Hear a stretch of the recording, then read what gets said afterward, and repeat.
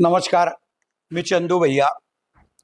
मागच्या वर्षी मी केंद्रीय समाज कल्याण मंत्री आदरणीय रामदास आठवले साहेबांना भेटलो होतो आणि त्यांना विनंती केली होती की वयोश्री योजना जी आहे ती नंदुरबार जिल्ह्यामध्ये सुद्धा राबवावी, तिचं शिबिर जिल्हा स्तरावर घेण्याची आम्हाला परवानगी द्यावी आणि जिल्ह्यामध्ये असलेल्या 60 वर्ष वयाच्या वरच्या लोकांना, जे अपंग असतील त्यांना सर्व शासनामार्फत मोफत विनामूल्य किट देण्याचे करावे अशी मी मागणी केली होती।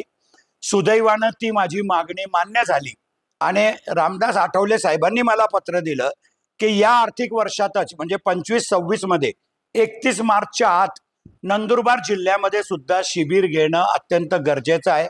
म्हणून सर्व आमदारांशी मी चर्चा करून नंदुरबार जिल्ह्यामध्ये शिबिराचं नियोजन केलं आहे। माझी विनंती आहे नंदुरबार जिल्ह्याच्या सगळ्या वयोश्रीमध्ये पात्र असलेल्या लाभार्थ्यांना की त्यांनी तुमच्या तालुक्यामध्ये जाऊन त्या कॅम्पमध्ये सहभागी व्हावं। त्यांना कमरेचा पट्टा, मानेचा पट्टा, पाठीचा पट्टा, गळ्याचा पट्टा, नंतर वॉकर हे सगळे किंवा संडासाची शीट हे सगळे भेटणार आहे आणि हे सगळं साहित्य घ्यायचं असेल तर तुम्हाला त्या कॅम्पमध्ये सहभागी व्हावं लागेल।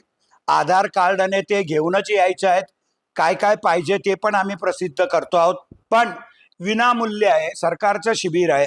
तुमची तपासणी होणार या 17, 18, 19, 20, 21 आणि 22 या 5-6 दिवसामध्ये आणि त्याच्यानंतर पात्र असलेल्या लाभार्थ्यांना 1 महिन्याच्या आत ते किट त्या गावामध्येच देण्याची व्यवस्था आम्ही करणार आहोत। माझी तुम्हाला सगळ्यांना नंदुरबार जिल्ह्याच्या लाभार्थ्यांना विनंती आहे की आपण सर्वांनी या योजनेचा लाभ घ्यावा।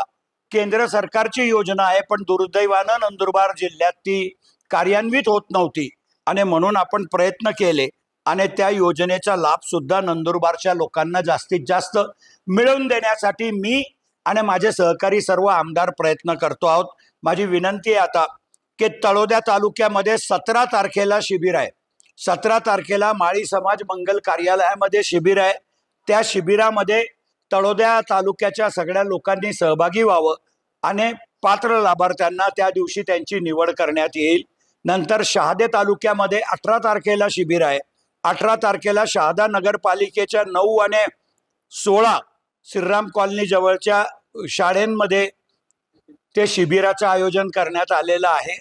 तसेच अक्कलकुवा तालुक्यामध्ये 19 तारखेला महाकाली मंदिराच्या तिथं आमच्या दादाच्या नेतृत्वाखाली आणि तळोदा आणि शहाद्यामध्ये राजेशदादा पाडवी यांच्या नेतृत्वाखाली शिबिराचं आयोजन आपण केलेलं आहे।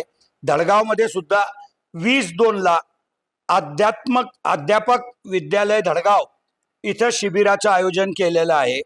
21 तारखेला नंदुरबारमध्ये यशवंत विद्यालयाच्या ग्राउंडवरती आपण शिबिराचं आयोजन केलेलं आहे आणि 22 तारखेला शिरीष नाईक आणि भरत गावित यांच्या सहकार्याने आपण आदिवासी सेवा सहकारी संस्था सिनियर कॉलेज नवापूर येथे 22 तारखेला शिबिराचं आयोजन केलं आहे।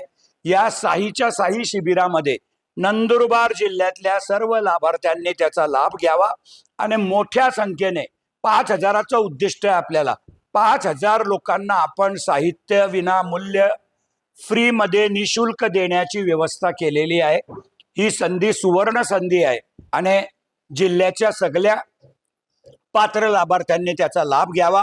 माझ्या कार्यकर्त्यांना सुद्धा मी विनंती करेल की आपण राजकीय जीवनामध्ये काम करणारे कार्यकर्ते आहोत, आपण सुद्धा आपल्या गावातल्या जो पात्र असेल, जो म्हातारा असेल, त्याला बिचारायला समजत नाही पण अपंग आहे, हे आहे, चष्म्यापासून सर्व भेटणार आहे, तर त्यांना घेऊन यावं। कानाचे यंत्र भेटतील, एक यंत्र 7-8 हजार रुपयाचं आहे, असे कानातले यंत्र सुद्धा सगळे निशुल्क भेटणार आहेत। माझी विनंती आहे सगळ्या राजकीय जीवनातल्या कार्यकर्त्यांना, तो कोणत्याही पक्षाचा असो, त्यांनी त्यांच्या गावाच्या लाभार्थ्यांना त्या शिबिरामध्ये घेऊन यावे आणि त्याच्या आयुष्यामध्ये एक परिवर्तन घडवण्याचं काम करावं। मी पुनश्च एकदा सगळ्यांना विनंती करतो आणि एक चांगली टीम आपण तयार केली आहे आणि सगळ्या ठिकाणी या शिबिराला यशस्वी करण्यासाठी सर्व आमदारांनी मी प्रयत्न करतो आहोत। जनतेने त्याचा लाभ घ्यावा ही विनंती करतो। धन्यवाद। जय हिंद, जय महाराष्ट्र।